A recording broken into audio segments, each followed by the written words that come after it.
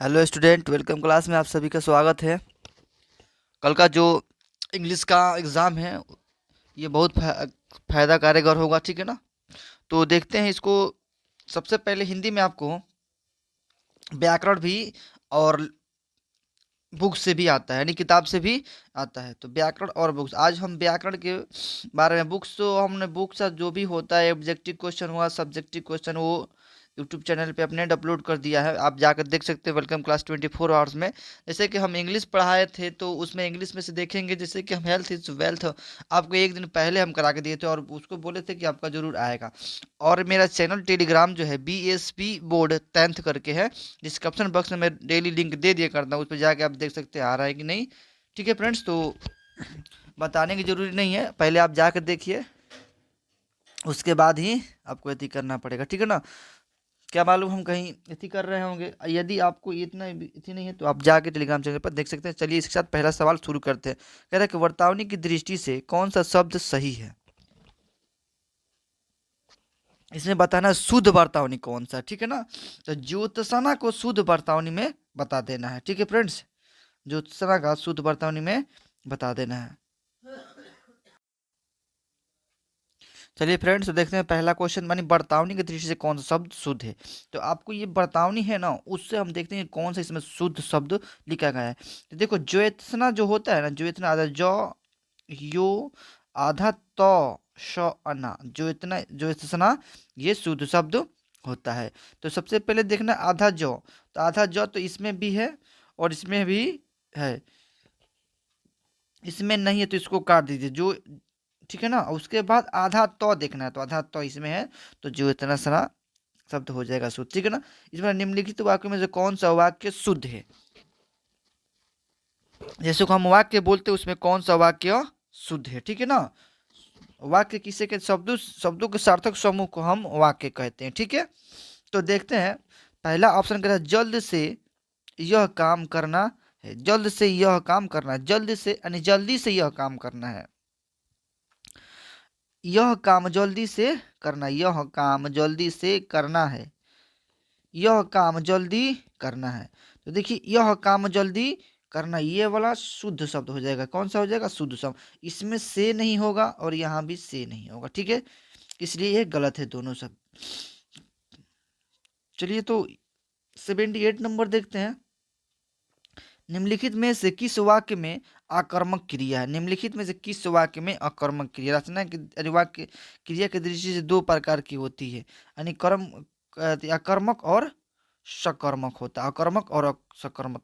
तो कर्मक में होता है ना अकर्मक और सकर्मक, सकर्मक में होता है आपको वर्ब की आवश्यकता होती है, उससे आपको जवाब जब मिल जाएगा तो कहिएगा ये सकर्मक है, जवाब नहीं मिलने पे बोलेगा ये आकर्मक है, ठीक है ना। जैसे कि जवाब क्या होता है, बोलेंगे तुम क्या खा रहे हो, तो अगर उसको जवाब आएगा मैं रोटी गेहूं ऐसे करके जब आ जाए तो समझिएगा आपका, जैसे कि इसमें देखिए, हम इसका जवाब अगर पूछे, जैसे कि श्याम भात खाता है, तो इसमें जवाब आपका क्या आएगा, ये देखिएगा, ज्योति रोती है, तो श्याम भात खाता है, तो देखिए इसमें क्या जवाब मिल रहा है, इसमें क्या पूछे तो क्या खाता है, क्या करके ऑप्शन कर दीजिए, व्हाट लगा अगर आप कीजिएगा ना तो आपका सकर्मक कीजिएगा, क्या खाता है तो भात खाता है, तो ये बोलिएगा सकर्मक है।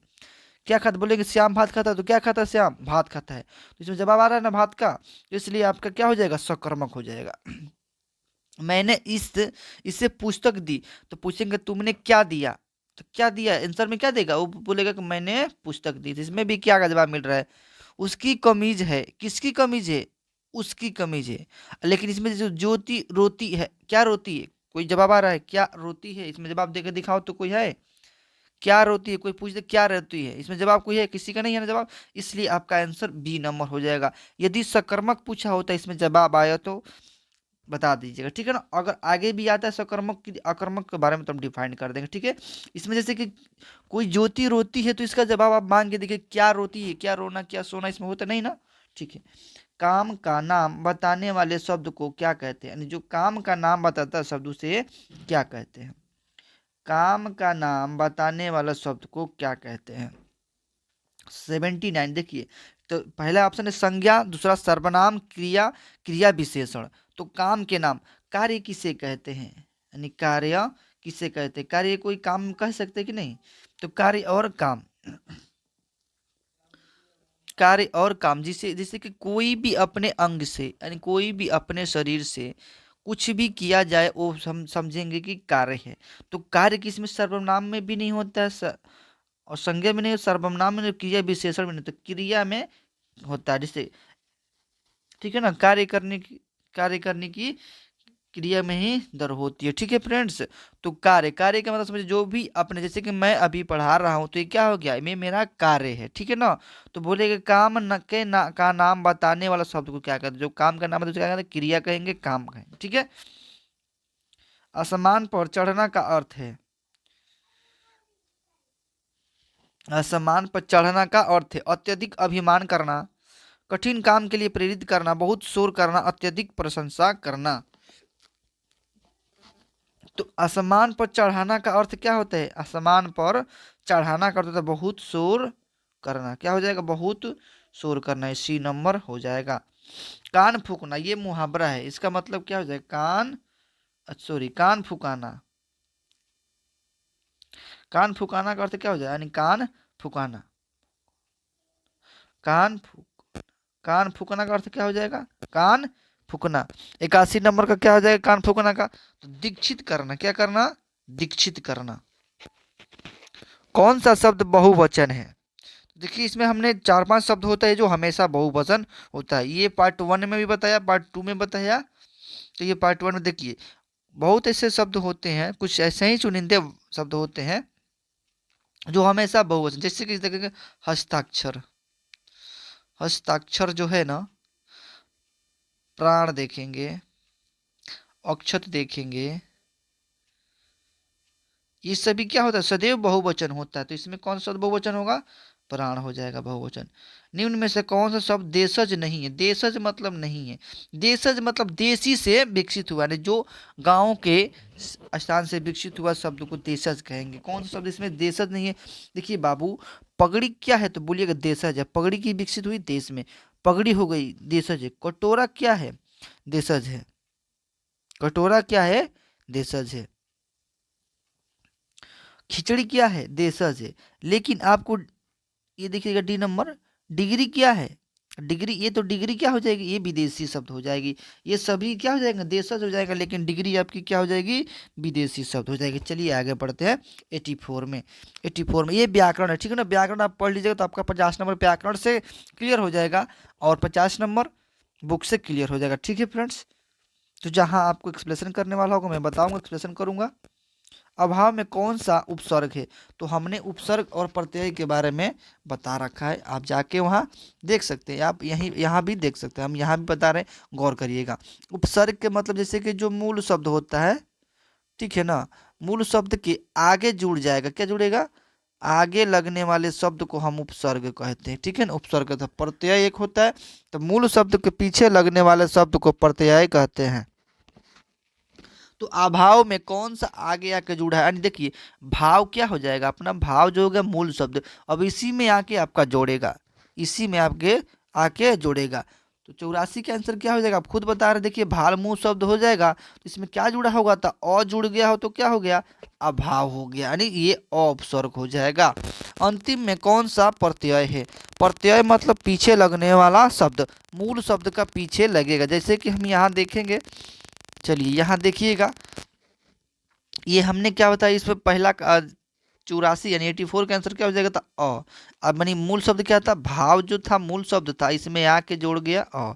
अब देखिए अंतिम में कौन सा प्रत्यय है, तो प्रत्यय किसे कहते हैं, तो मूल शब्द के प्रत्यय किसे कहते हैं, मूल शब्द के पीछे लगने वाले, मूल शब्द के पीछे लगने वाले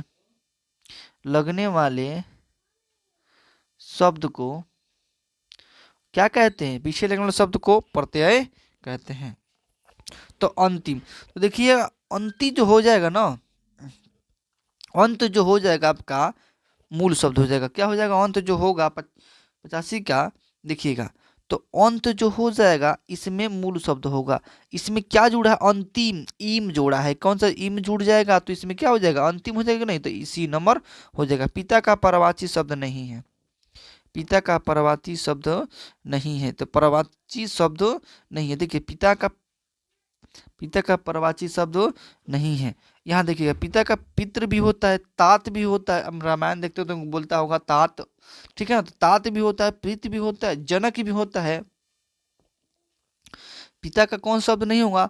तो अतमाज नहीं होगा, अतमाज नहीं होगा, अतमज नहीं होगा, ठीक है ना। अमृत का परवाची शब्द नहीं है, तो अमृत का परवाची शब्द नहीं है। देखिए अमृत का परवाची शब्द सुधा होता है, पीयूष होता है, मधु होता है।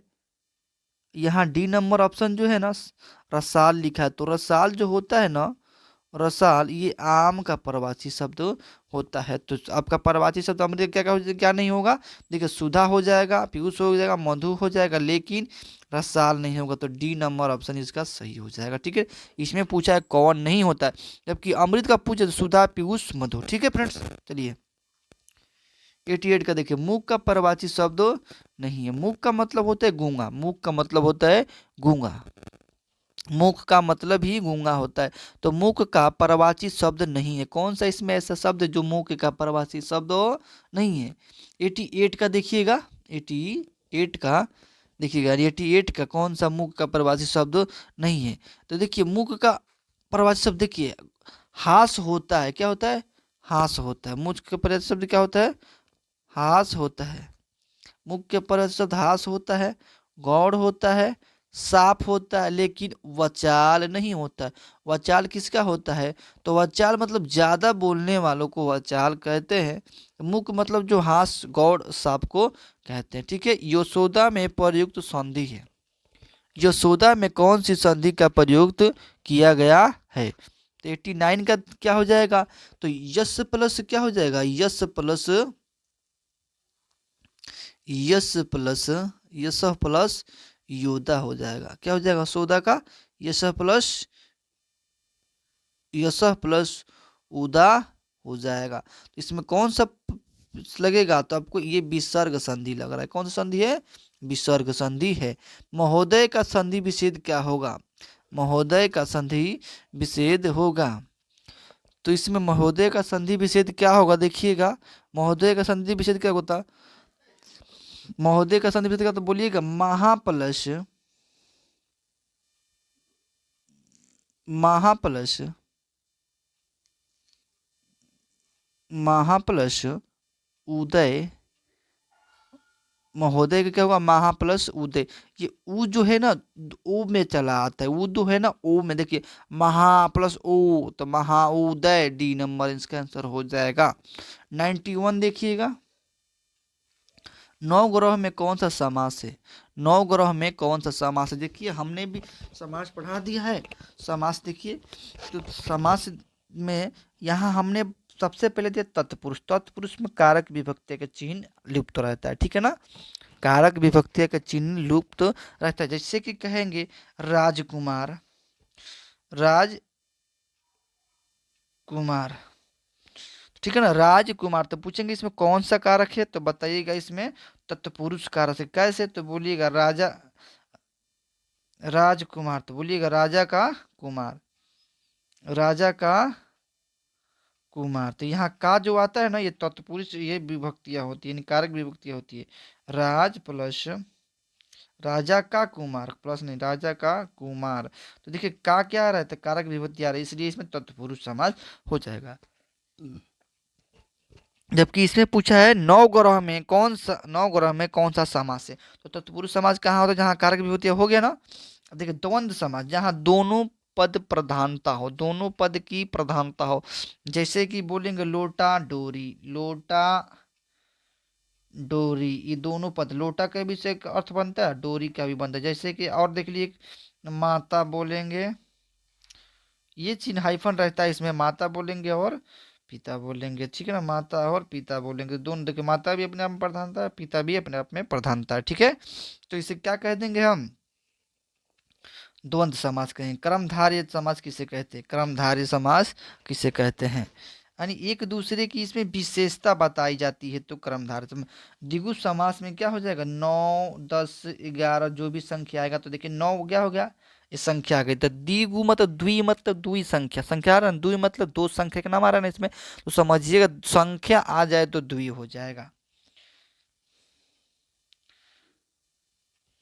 92 का देखिए, पाप पुण्य में कौन सा समास है, देखिए अभी बताए थे ना पाप पुण्य में कौन सा समास है, तो दोनों पद प्रधान होती है। देखिए पाप भी प्रधान है, पुण्य भी प्रधान है, तो बोलेंगे द्वंद्व समास है।